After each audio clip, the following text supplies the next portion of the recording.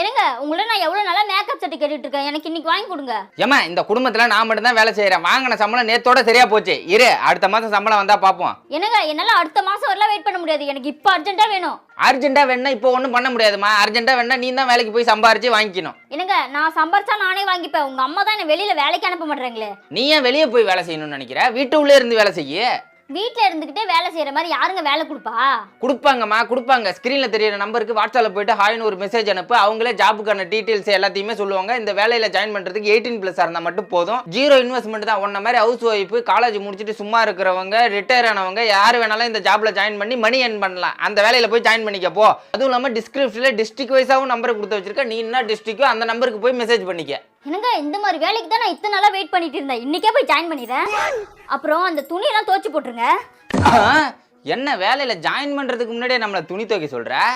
join பண்ணி நல்ல காசு